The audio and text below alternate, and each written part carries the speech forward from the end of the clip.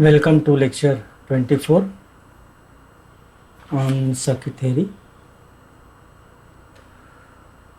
So in this class we will discuss regarding the circuit analysis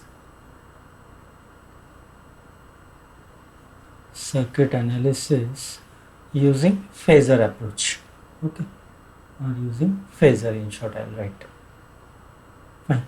So in order to understand the phasor analysis, let me start with the RL circuit, which we have been already seen when the sinusoidal excitation was has been applied. Okay, so suppose the sinusoidal excitation has been applied to series RL circuit through switch.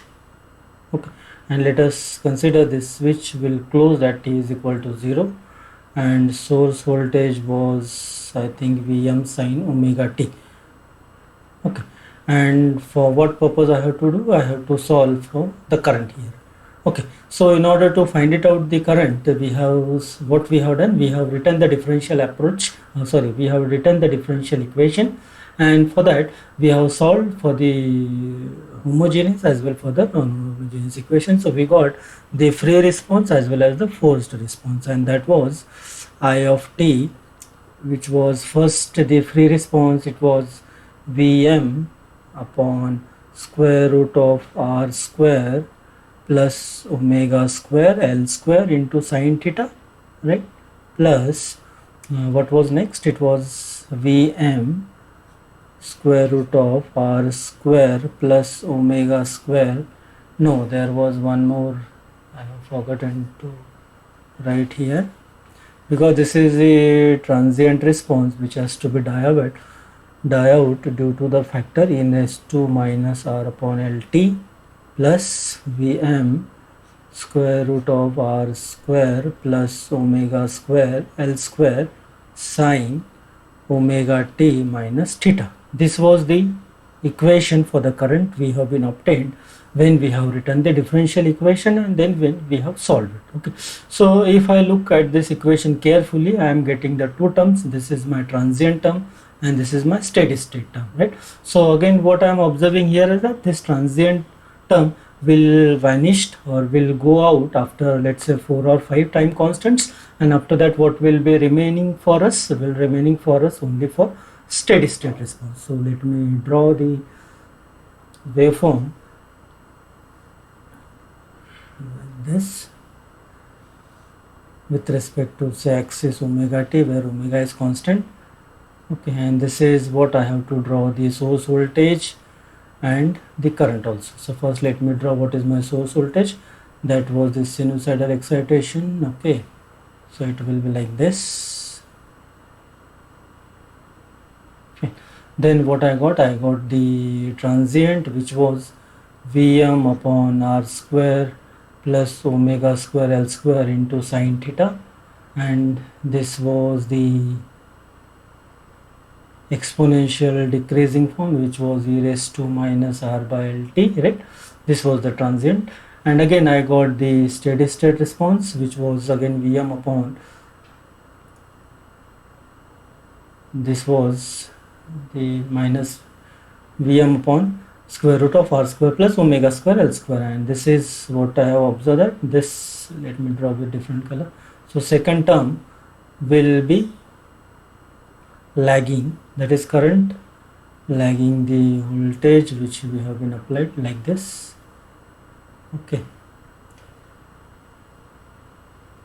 this by an angle of theta, and it will come here, and what is this magnitude will be? This magnitude will be minus Vm sine theta at t is equal to 0, right? So r square plus omega square L square. So what I observe at t is equal to 0, the current has to be 0 because it satisfies the law of continuity. That is, before the switch closed, we observe that L was initially relaxed. Okay, so that way if I'll add this term and this term, what I am observing after a certain time of that is, we know that frequency we are applying as 50 Hertz. So what is the time period for this? We know that is 1 upon 50, which is 20 millisecond. So let's say after a few milliseconds, what will happen? My transient will die out, and what is remain with us? That is only steady state response. Now my problem is to only find out, or I'm interested only to find out the steady state response when the excitation is the sinusoidal excitation, right? So if this is the case for me, because what in general domestic applications, I'm not interested for the transient right now.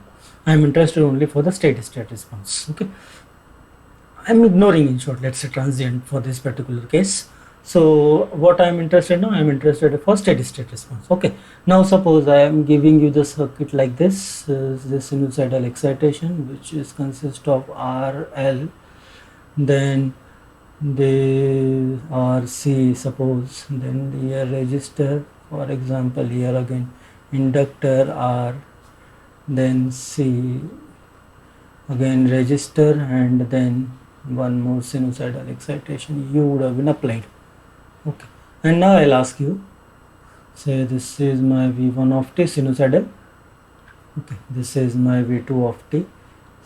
Okay, now I'll ask you, say R1, L1, and you can give the names. So I'll ask you to find out the currents for each mesh. If I'll ask, so what we will do? Okay, we know what is the approach, that we have to write the differential equation for each mesh, or let's say if you consider for this also nodal analysis, you have to write the equations for the nodal case, or whatever it is you are selecting it. So what will you will get it, three different kind of equations, and you have to solve it. Okay, so which will take it too much time, so it is very tedious and complicated process. Okay, if the circuit is that way complicated, right? So what I have to do, basically I have to find out the other tool or other alternative by which I will try to reduce this hectic representation as much as possible. So I am looking for the approach by which I can simply solve my circuit for the sinusoidal excitation, where I am interested only for the steady state response. Okay, so yes, approach is there, that is called as phasor approach, or you can say that is phasor analysis. So phasor analysis or phasor approach is the scheme by which also you can find out the steady state response for the sinusoidal excitation. Okay, so now let us see what is the phasor approach. To explain this, let me draw one first signal V1 of t. Let's say I have V1 of t, which is for example V1 sine omega t for the case. Okay, so in order to draw the phasor, what it will, let me draw first circle, okay, having center something like this, and say I'll draw the vector whose magnitude is V1, okay, through the center, and this vector is rotating, so I can call it as a rotating vector, or this again the phasor which is rotating in anti-clockwise direction with speed omega, with angular velocity omega. Okay, so this vector I have drawn at t is equal to 0 basically, right?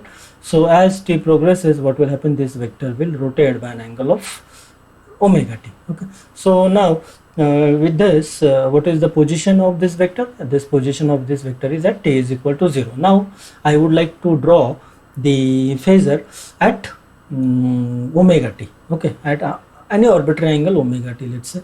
So suppose let me draw it like this. Okay, some center says C. Okay, and suppose my phasor is like this with magnitude V1, and it is rotating in anti-clockwise direction, and with reference this is at omega t for example. Okay, so this vector I have drawn with angle omega t.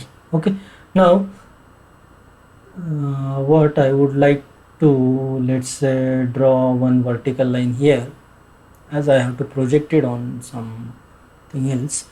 Okay, so this is my reference with omega t. Okay, So now what this basically vertical line represent, this is the v1 sine omega t axis, because all the values of v1 sine omega t, right? So this will be giving me the instantaneous value of the sinusoidal signal. Okay, so if the position of the phasor is at this point, what will be the instantaneous value corresponding to it is this. Okay, when say the position of this phasor at this particular angle omega t, so what is the corresponding instantaneous value? Somewhere like this here, omega t. Okay, so if I will rotate the phasor like this, what I'll get it all the instantaneous values of the sinusoidal signal, right? And this will be the maximum at omega is equal to pi by 2. Okay, so this way I can draw the sinusoidal signal. Okay, so like this. Fine. So if I'll rotate this vector, this will be giving me the instantaneous value on the vertical line. It means this will, the phasor with magnitude v1 will project on the vertical lines, and the projection will be nothing but my instantaneous values of the sinusoidal excitation. Okay, that way, right? Here also this way I can draw it. Okay, so with this what I observe that there is a 1-to-1 correspondence between the phasors and the sinusoidal excitation. So instead of drawing this time domain representation, or instead of analyzing in omega t domain, let me draw the same signal using simply circle with one vector whose magnitude it's a v1, right? v1. So this is again simpler form instead of drawing this sinusoidal excitation. That is what I wanted to tell. So this is nothing but your phasor to draw it. Okay. Now again to clear it, say I have another signal v2 of t which is v2 sine omega t minus theta, for example, right? And say again I would like to draw this vector on the same phasor which we have been earlier drawn for v1 sine omega t, and suppose in this case now v2 is suppose greater than v1. So this is only possible that I can draw it on the same phasor. It will be possible only when both the signals are having the same frequency, or it will move with the same angular speed, right? Then only it is possible, or then only I can draw it on the same phasor, right? So if I would like to draw again, what I am observing here is that v2 is lagging v1. Okay, so suppose first let me draw the phasor for v1 of t. So suppose this is my phasor. Okay, so v1 of t, so let us say this is my reference. Okay, magnitude is v1. Now what next? I have to draw the v2 sine omega t minus theta. So and again I see that v2 is greater than v1 but lagging by theta, so this is a negative angle, so obviously I have to go in this way in clockwise direction to get it the negative angle. So this is my v2 phasor. Okay, and if I would like to draw with the circle representation, it will be like this. Okay, and if suppose I would like to project it on my vertical line, so this also can be drawn. Say this is my vertical line and let me project it. So if I am projecting, let's say this first phasor, how will it be? It will be like this. Okay, something like this. And now if I would like to project this v2 phasor on this vertical line, what I observe that this is nothing but the lagging of v1 of t, so it will be moving like this, and v2 is more. Okay, so it will reach to somewhere its peak value, which is like this. It will come and draw that way. Okay, and this is, mind you, this is with respect to omega t. Okay, and this I have drawn for v1 of t and v2 of t. Okay, so this is basically the way by which we can draw the phasor for the particular sinusoidal excitation. Okay. Again, it is to be noted, it's not necessary that V1 has to be drawn this way only. You can take it any reference. For example, if V1 vector I'll draw like this, suppose this is my V1 phasor, so what will be V2 phasor? Obviously it will be always lagging by theta angle. Okay, and now what will be my reference? The reference will be this, and this will be my vertical axis. Now I can project here. Okay, this way. Fine. Okay, so with this knowledge, now we will represent it symbolically. So how can we represent? That is V1 bar, capital letter with V1 bar. If I am saying, that is nothing but the phasor representation, V1 bar and V2 bar. Okay, so this is basically general idea of phasor analysis. Now with this idea or with this knowledge, let us come to our previous simple RL circuit problem. Okay, so let me draw the circuit again, RL circuit, which was excited by sinusoidal form, and then there was an inductor, and this was the source voltage, which was Vm sine omega t. Okay, and what I have to do, I have to solve for I. It was R and L. Now let us try to do it using what we have seen just now, that is using phasor analysis. So first what I'll do, I know that using the differential equation I know the solution. So first I will write that Vs of t was Vm sine omega t, and assume that I have written the differential equation and I have obtained the solution, that is steady state solution, which is Vm upon R square plus omega square L square. Then it was sine omega t minus theta. This is what we have obtained generally from the differential equation. So I have written as it is. Okay. Still I have not solved using the differential approach. Okay. Not using the phasor analysis, I have not solved. I have solved this circuit considered using by writing the equation and solved it for the free response as well as for the steady state response. Okay. Now what I am observing here, that okay, again here square root of R square plus omega square, and what was theta? Oh, I have forgotten to tell you what is theta. Theta will be tan inverse of omega L by R, and I will draw this right angle triangle like this.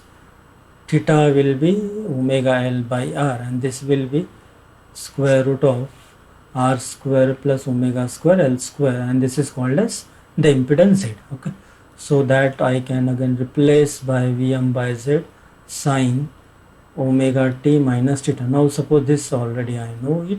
Now what is the relation between the source voltage and the steady state current which we have obtained? Suppose this is let us draw it, the phasor. So this is the phasor for V bar, whose magnitude was Vm, and then steady state was Vm by Z, which I can write, let's say Vm by Z is Im into sine omega t minus theta.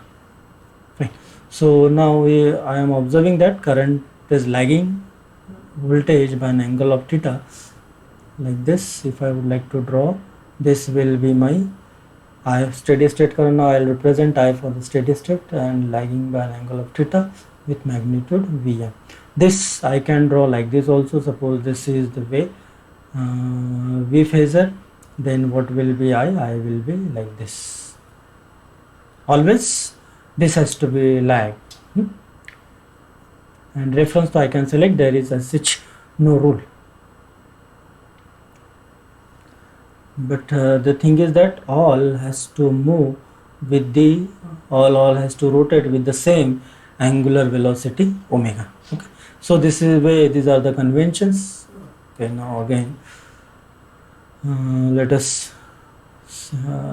use the conventions for the phasors. So what it was, Vs of t, which was Vm sine omega t. So in order to express it, I will use Vs phasor. This Vs bar means Vs phasor, and I can write as magnitude Vm angle 0 degree. Similarly for steady state current, I will use I of t, let's say, and it is Im sine omega t minus theta. So how to represent in phasor form? That will be, say, I bar, which will be the magnitude is Im with angle minus theta. Okay, and it can be written as Vm in polar form, e raised to j theta and this will be Vm, not j theta, it will be j omega t, I'm sorry, it will be j omega t. Okay, and this will be what? E raised to j omega t minus theta. Yes, understood? Okay. Now I know that now I have expressed into phasor form.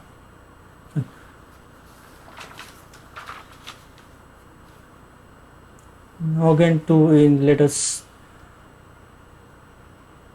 draw these phasors in the complex plane. So suppose I have the real axis, and suppose this is my imaginary axis, and to this this is my reference. So I'll draw Vs phasor and say magnitude is Vs, and similarly for current what it will be, this is my I phasor, magnitude is say I. Okay, and what is it? It is with angle theta. Okay, so let me express into rectangular form. So Vs bar will be, what is the real value? Say Vs plus imaginary value is 0j, which is again can be written as Vs or Vm e raised to j theta. So this is Vm we have considered. Okay, so Vm e raised to j theta, and again can be written as Vm with angle 0 degree. Okay, similarly what is for I, that is steady state current, it will be, say I is the, or Im or I, let's, I is the magnitude of the I phasor, so it will be I plus now it is angle, so its component will be cos theta plus j sin theta. Okay, and this will be, I got it not plus because it is in anti-clockwise, so it will be, I made a mistake, it will be cos theta minus j sin theta, so which will be Im e raised to minus j theta, or it will be Im angle minus theta. That way we have written, we can express it. Now let me do something to extract some information. So suppose, or to understand something, let me divide this Vs phasor and I phasor, and let me see what will come it out. So Vs phasor representation is now Vm 0 degree divided by I phasor is now with Im with angle minus theta. Okay, so what will be the resultant? Vm upon Im with angle theta. Okay, and we have seen right now what is Im was Vm divided by the impedance Z. Okay, so what basically we have converted into Vs phasor divided by I phasor, which was the Z into angle theta, and this also I can write as Z e raised to j theta. Okay, now let us expand it. So e raised to j theta can be written as cos theta plus j sin theta. Okay, now what is cos theta and what is sin theta? That theta was this omega L r and this was Z. So cos theta will be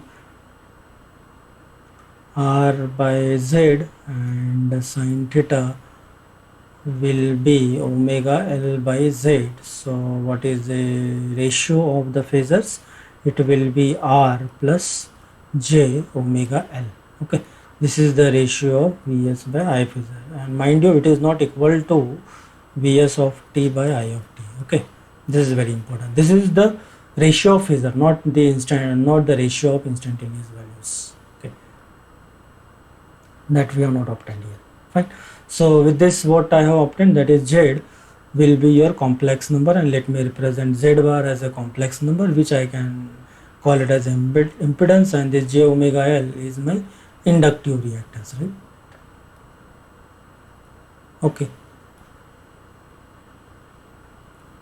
so now this Z bar I know, so this Z bar is my complex number, and that also I can write in polar form, Z with e raised to j theta or Z with angle theta. Okay, And mind you, this is not a phasor now, this is simply the ratio of the voltage phasor and current phasor. It is simply the complex number, and to indicate the complex number I have represented with the bar. So this is not the phasor as it is not rotating. Okay, so this is what I wanted to tell. Okay, now with this theta is my angle, we know that. So now let us draw the same RL circuit in the phasor domain. So previously what was my circuit in time domain? That was the excitation with R, and then it was with L, and this was source voltage was Vm sin omega t. Now the same circuit let me represent in phasor form. So in order to write that, what can be done, the source, let us represent with the phasor Vs bar. Okay, R let us represent that is it with, and the inductance is your j omega L, because right now we have obtained that. Okay, and what I have to calculate, let's say I phasor. Okay, so this is the equivalent representation of the time domain circuit in the phasor domain, right? And now I have to solve for I bar. Now consider the fresh problem that this RL circuit I have, to this input is Vm sin omega t, and I am interested for steady state. So in order to steady state response, so in order to do that, let me transform it into the phasor domain circuit. This is the phasor domain circuit, and now I have to solve for I phasor. Okay,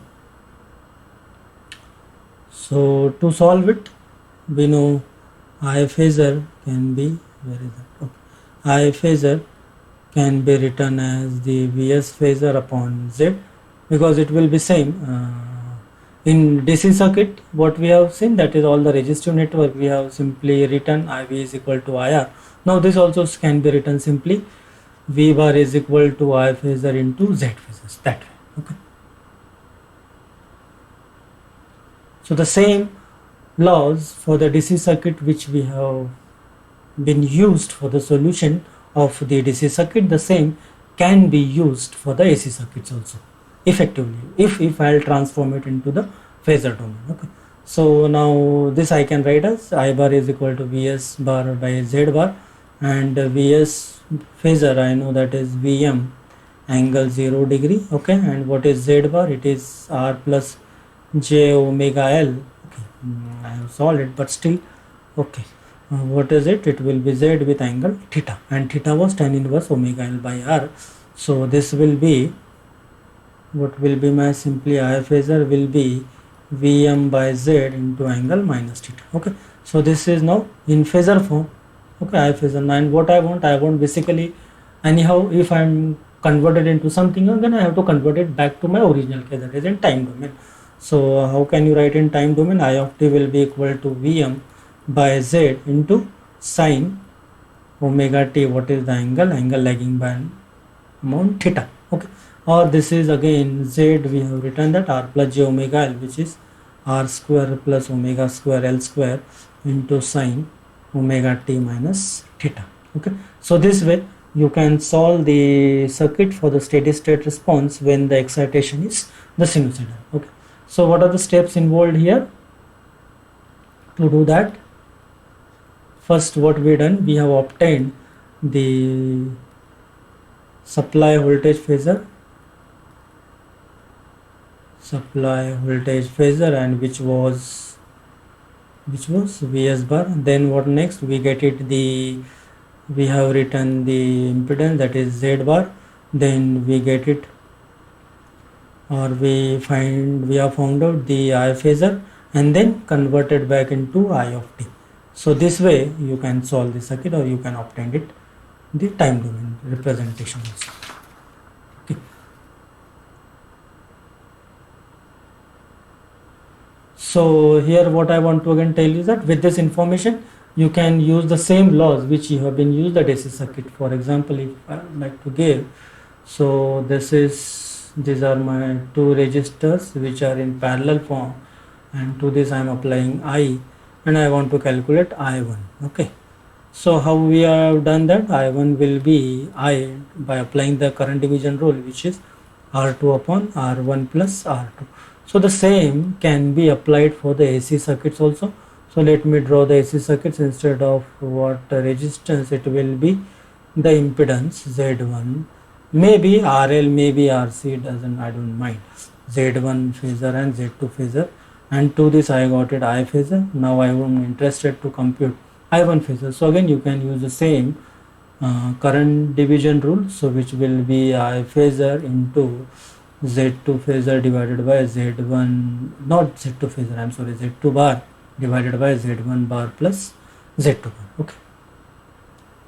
So what you have actually avoided to write the differential equations at all, right? So simply you have the complex number Z2, Z1, and you have the facilities in your calculator, so you can get the answer quickly. So basically generally when you have to do the addition and subtractions, try to do in rectangular domain, and when you would like to do the multiplication and division, try to do in polar form. But now rectangular to polar, polar to rectangular are easily available in your calculator, and also on internet also you can type it, you will get the answer quickly. Okay. So this is what, without finding the you can say the differential equations. Also one more example if I would like to give, say suppose if I would like to add the two sinusoidal signals, so suppose this and this, and I would like to know what will be between A with B as an voltage. Okay, so this is my V1 of t, and say this is my V2 of t, and I am interested to get it VAB. Okay, or not bar here, VAB. So what can be done? Okay, suppose again consider V1 of t is something Vm1 sine omega t plus pi by 6 for example, and V2 of t, let's say magnitude Vm of t cos of omega t. Okay, so what you can do, VAB, it will be simply addition of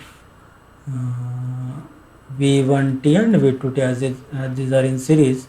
So V1t plus V2t, so you can write Vm1 sine omega t plus pi by 6 plus Vm2 cos of omega t, and then if you want to solve, again you have to solve for sine alpha cos beta, and you have to connect the sine terms and cosine terms, and then we will get the results.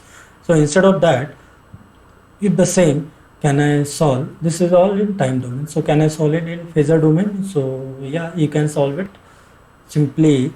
Let me draw the, or why to draw it, because first, what is it, always all the sources try to convert it into one form, that is maybe sines or maybe cosines. So suppose V1t, what it was, so Vm1 sine omega t plus pi by 6 it was, and V2 of t was cosine, so I'll convert it into sine, so it will be Vm1 sine omega t minus pi by 2, right? Basically cos theta will be sine of pi by 2 minus theta. So this, instead of writing theta minus omega t, let me write in the convenience, for my convenience, sine omega t minus pi with the magnitude reverse minus Vm, right? Now I will have to add it, so what it will be, VAB phasor will be simply the addition of V1 phasor plus V2 phasor. And what is V1 phasor? It is simply Vm1 angle pi by 6 plus minus Vm2, so this is Vm2 minus Vm2 with angle minus pi by 2. And now you take it to your calculator and solve it. So within one step you can get the answer. So with this, at least you will try to reduce the steps if you do it all in phasor domain. So this is the beauty of phasor approach. Okay. Now let us take it for the RC also. It is same, but just for our information, let me take it the same RC circuit and solve it using the phasor. So say I have R and C, and to this I have applied the sinusoidal excitation. Okay,